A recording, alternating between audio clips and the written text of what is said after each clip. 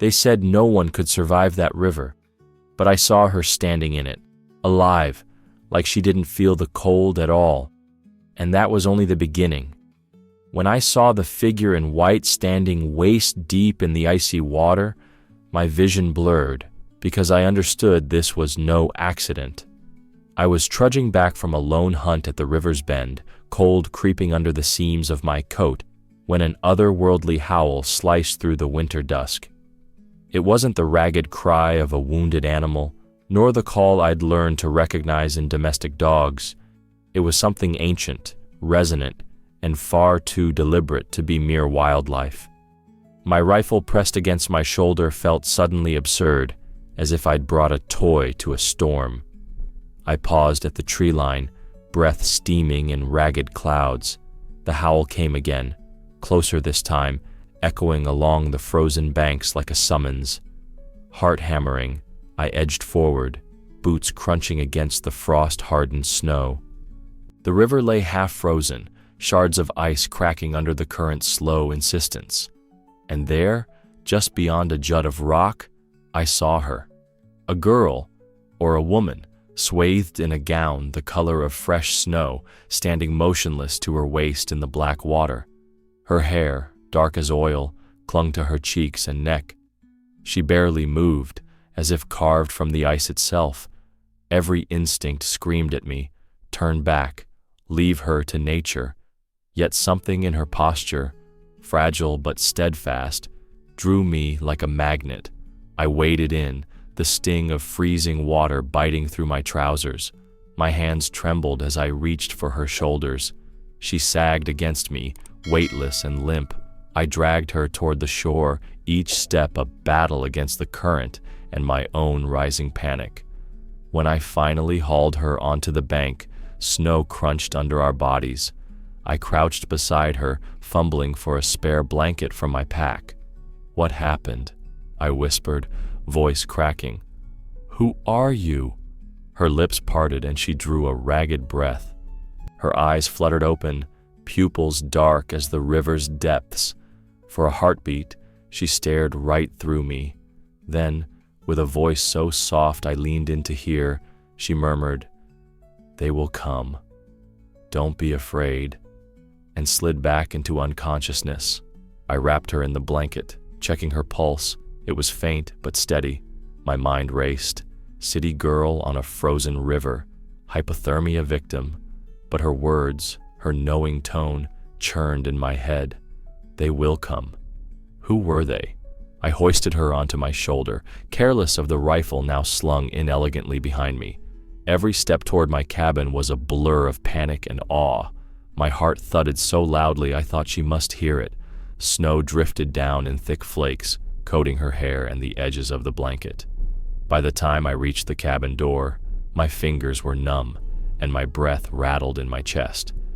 I fumbled with the lock, dragged her inside, and dropped her gently on the cold wooden floor. The fire pit in the center was nothing more than embers. I stamped them back to life, the room flickering with orange warmth. She shivered, and I pressed my coat tighter around her shoulders. I tore off my gloves, drenched them in vodka from my flask, and applied the harsh burn to her wrists to coax warmth into her veins. Her eyelashes fluttered again, a soft groan escaping her lips. I fetched water and a cloth, gently wiping the ice from her skin. Her breath came in shallow, misty puffs. Sitting across from her, I watched as frost melted from her lashes. My rifle leaned against the wall, forgotten. Outside, the wind moaned against the planks, but inside, time slowed. I dared to think I could fix this, warm her up, call for help. Maybe she'd say she'd slipped through thin ice. Logical explanations swirled in my head until she spoke again. "They will come," she repeated, eyes opening to meet mine. There was no fear in her gaze, only certainty. It chilled me deeper than any winter wind. I drew a sharp breath. Who will come? Help? Or... Her lips curved in a brief, knowing smile. Brother. And then her gaze drifted to the window, where the firelight danced across the glass. She tilted her head, listening to something I could not hear. I followed her eyes but saw only trees and swirling snow.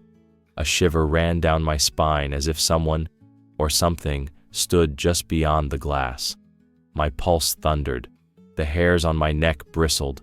I wanted to laugh, to shake off the dread, but the air itself felt heavier, charged. I knelt beside her, voice low. "You're safe here. I'll get help in the morning. Just rest." She didn't respond.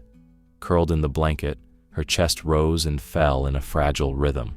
I paced the cabin, gathering logs for the fire, trying to still the turmoil in my mind. Every crackle of burning wood sounded like a warning. An hour passed. I checked on her again, still breathing, still unconscious. My eyes strayed to the slatted window. Each drift of snow looked like a silent figure in the gathering dark. I swallowed hard, heart in my throat. I turned back to her and whispered, "Sleep now. Tomorrow, I promise." But I didn't believe it. Something had begun tonight. Something that would not end with a trip to the medical post. Something deeper than hypothermia or a lost traveler. I thought that was where the story would stop. City girl, frozen river, heroic rescue. I was wrong. Nature had prepared a far darker, far more wondrous surprise. I didn't sleep. Her ragged breathing kept me on edge, and every creak of the cabin made me jerk upright. When morning light slipped through the window, I found her murmuring against the blanket, eyes half open, voice distant and urgent. "Anya, Luca, Seryoja," she whispered, name after name tumbling in a low chant. Each syllable felt like a summons, a thread pulling me towards something I couldn't see. I knelt at her side, heart tightening. "Who are they?" I asked quietly, brushing damp hair from her forehead. She only shook her head, stare blank, tugging the blanket tighter. By midday, the village was abuzz. Neighbors huddled in clusters, faces pale. Dogs, my neighbors' hounds and farm curs, had vanished overnight. No tracks in the snow, no whimpers in the kennels, just silence where barking once echoed.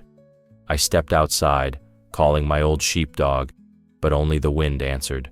A sense of wrongness settled in my chest, cold and insistent. That night, I felt it first, a presence. I stood at the window, peering into the gloom. The moon was a thin crescent, sky thick with clouds. Then I saw them, 9 shapes, motionless at the tree line. 9 pairs of eyes glowed, pale amber in the dark. My breath caught. I froze. They didn't snarl or shift. They simply watched. Not me, but her. My cabin, my sanctuary, felt penetrated by their silent vigil. I backed away, heart pounding, but they stayed. An old superstition whispered in my mind, before death or birth. I remembered Grandpa's words, spoken when wolves circled his sled. They come to guide the soul, or to herald something new. My skin pricked with dread and awe. I threw a log on the fire.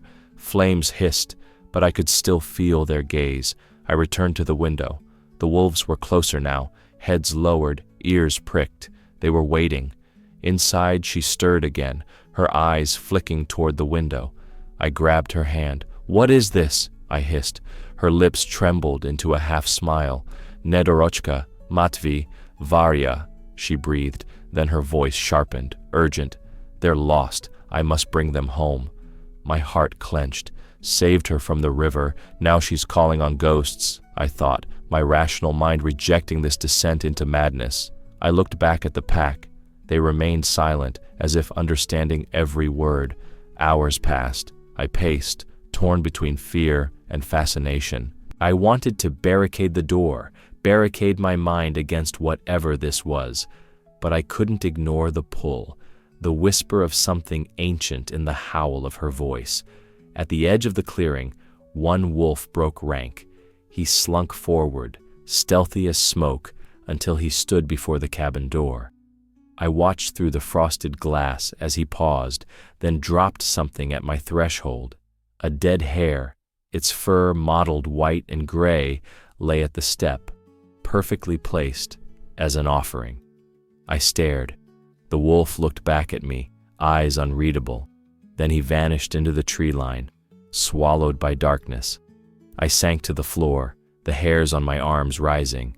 My breath hitched. I lifted the hair, turning it over in my arms as if expecting explanation. Its paws were neatly tucked, its throat cleanly snapped. No blood marred the snow.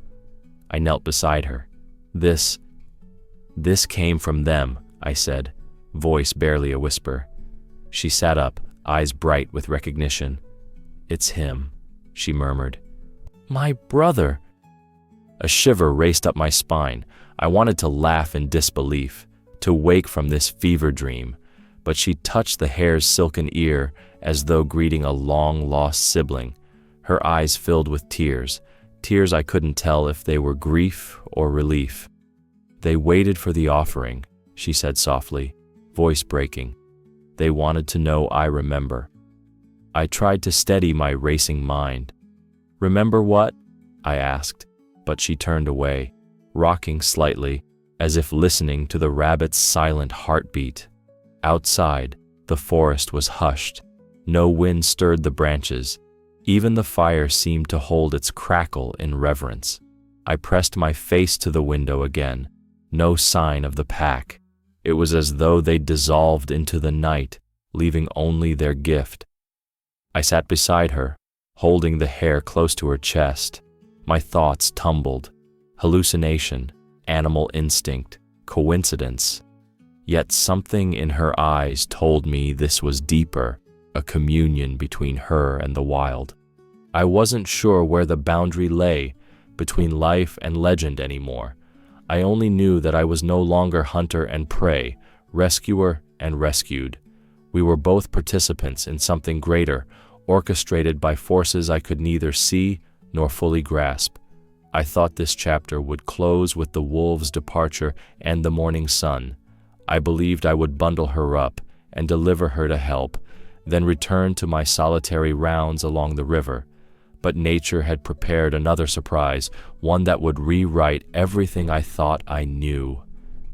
She rose unsteadily, legs trembling like young saplings in a thawing breeze, and took her first steps away from the fire. Her gaze was distant, as if she were balancing between two worlds. I caught her arm to steady her, and she looked at me, her eyes soft, almost apologetic, yet filled with something I couldn't name. She spoke one word, home, and I nodded, my voice stuck in my throat. Outside, the wolves stirred. They had vanished at dawn, but now, as though summoned by an unspoken command, one by one they emerged from the tree line. Their silence was absolute. No growls, no prodding yips, just a quiet parade of gray shapes slipping through the snow. They fanned out around the clearing and settled into a ring, watching her with taut, expectant bodies. I realized, with a jolt, that I felt no fear. My pulse steadied, my breath slowed. The same wolves that had once sent a shiver through me now seemed protective, almost reverential. I stepped beside her, feeling more companion than hunter.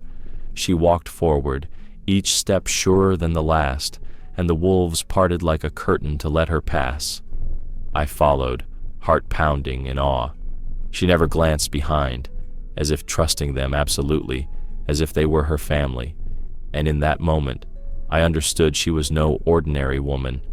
Over the next 2 days, she recovered enough to walk without help. She barely spoke, but her silence was charged. Villagers who came to check on us left with haunted eyes. By night, they confessed dreams in hushed tones, dreams of the girl clad in white, standing in a circle of wolves under a silver moon. In their visions, she reached out to the beasts. They howled in unison, then vanished into mist. Some wept in their sleep, others woke trembling, certain they'd seen something divine. I heard their stories over tea and bread in the corner of the local tavern. Old Ilya, the blacksmith, claimed he dreamt the girl touched him on the forehead and whispered a name he'd never spoken. Maria, who keeps the schoolhouse, said she found scratch marks on her door at dawn, 9 thin lines curling like claws. One evening, I watched her through frost-laced glass as she stood just beyond the cabin, craning her neck toward the pines. The wolves gathered again, silent as sentinels. She let her arms fall to her sides and closed her eyes, lips moving in a wordless chant. A cold wind stirred, and I heard branches crack behind me. I turned and caught the old shaman, Baba Dunya, staring at the window with wide, fearful eyes. "Healer," she whispered, using the old tongue. "She walks between realms. Be careful." I nodded, though I barely understood. When I looked back, the wolves were retreating into the forest, but at her signal, a single wolf, the same one who'd left the hare, lingered. He padded forward, silent as snowfall, and pressed his thick head against her knee. She looked down, her face lighting with a smile of relief and recognition. "She's calling them home," I told Baba Dunya in a hushed tone, "and they obey." "She watches the wolves as family," the old woman replied, her voice quavering, "and she watches you as one who must bear witness." I felt that truth settle over me like the weight of fresh snow. In the firelight, I saw her face, serene and ancient. She turned to me then, eyes steady.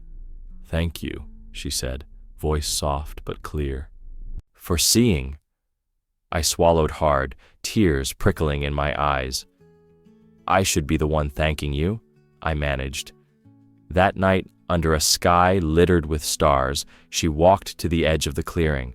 The wolves formed a procession behind her, tails low but wagging in what looked like ceremony.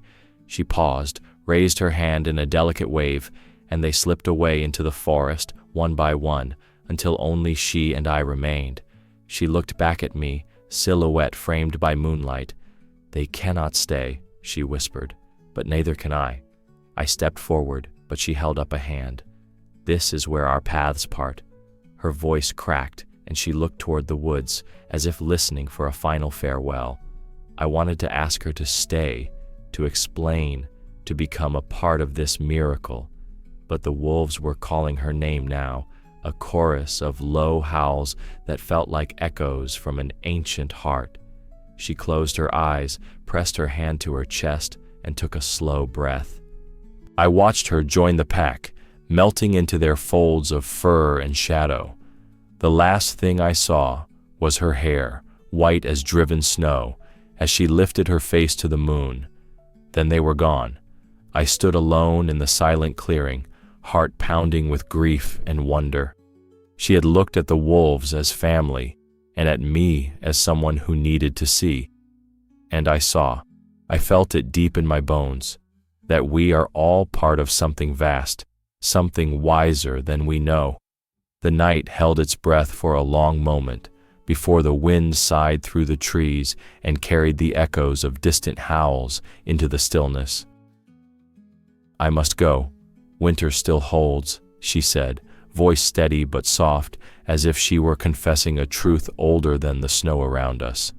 I caught her hand before she could pull away, heart pounding so fiercely I thought it might burst through my ribs. "Please," I whispered, "stay until spring. You can't face the woods alone in this cold." Her fingers trembled against my cheek. She leaned in, and for an instant, I felt the fragile warmth of her skin beneath my rough glove. Her breath was like frost on glass, cool, fleeting, yet impossible to ignore. The cabin's fire sputtered, shadows dancing across her face. Behind us, a low chorus of howls rose from the tree line. I froze, watching in awe as the wolves stepped forward, their bodies moving in perfect unison. They formed a loose circle around the clearing, noses tipped toward us, eyes bright with intelligence. It was as if they read every unspoken word between us. She placed her palm on my cheek, fingertips pressing lightly, and the wolves edged closer, tails low but wagging in a slow, solemn rhythm. Each breath I took felt sacred, each heartbeat echoing through the silent vigil. The air crackled with something ancient, something neither wholly wild nor entirely human. "I can't stay," she murmured against my lips. "If I remain past the eve of winter's end, I'll be bound to this place." I shook my head, disbelief twisting my stomach. "There has to be another way," I insisted. "You can't just vanish into the forest." She smiled, a sad curve that broke my heart. "You taught me kindness, Hunter. Now let me teach you faith." She gently brushed a lock of hair from my forehead, and in her eyes, I saw centuries of farewell. That night, I built the fire high, stacking logs until the flames roared and the cabin brimmed with light. But even the fiercest blaze couldn't thaw the chill in my soul. I watched her pack a small satchel, bread, dried fish, a coil of rope, and I fought the urge to wrest it from her hands. She paused, looking at me one last time. "Remember," she whispered, "they walk beside us always." Then she slipped outside. I followed, desperate, but stopped at the door as the wolves parted to let her pass. They formed two lines on either side of the narrow path, silent guardians in the moonlit snow. I reached out, voice nearly cracking. "Won't you come back?" She turned, her silhouette bathed in pale starlight. "If the forest calls, I must answer."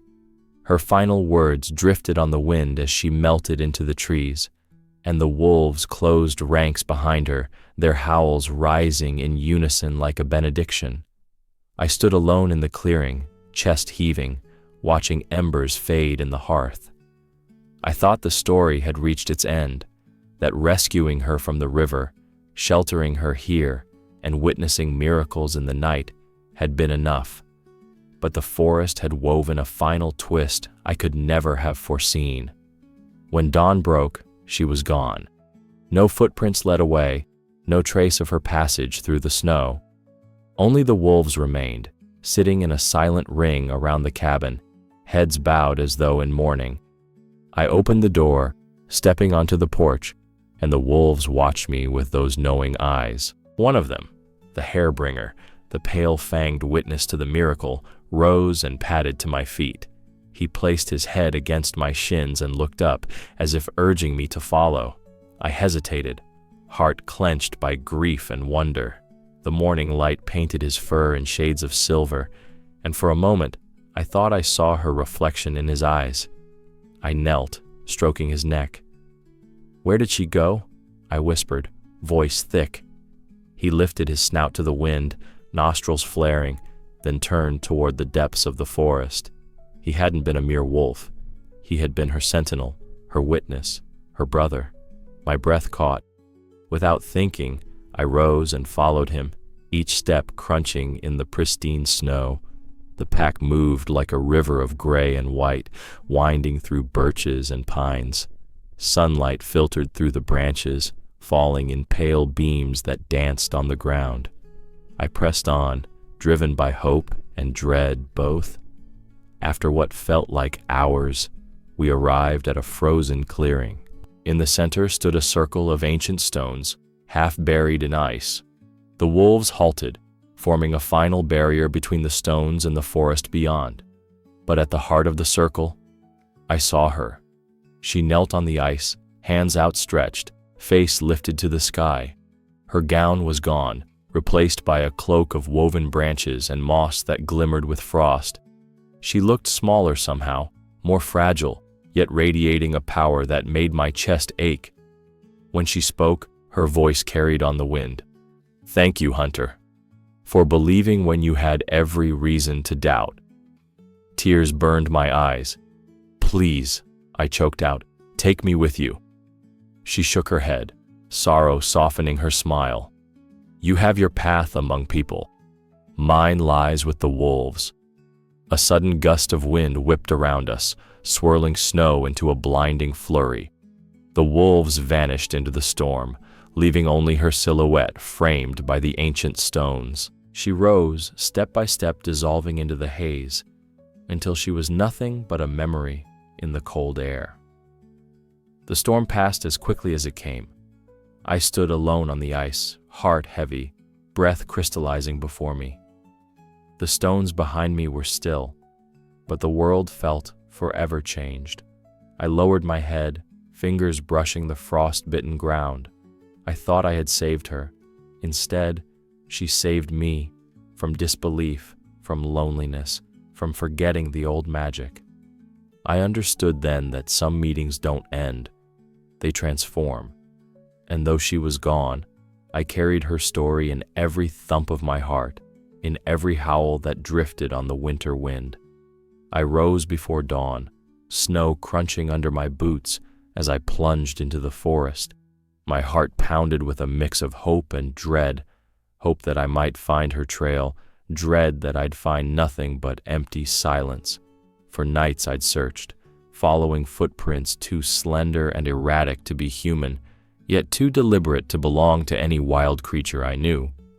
And then, last night, the tracks had ended at the riverbank, only wolf prints in the powdery snow disappearing into the rushing water. My breath misted in the frigid air as I crouched at the water's edge, scanning the opposite bank for some sign of her. Icicles hung from overhanging branches. The river's current snarled around hidden ice floes. I bent to scoop a handful of snow, watching it drift away in the current, as if carrying my desperation downstream. That's when I saw him, the leader. He emerged from the mist like a spirit, massive shoulders rippling beneath his winter coat of fur.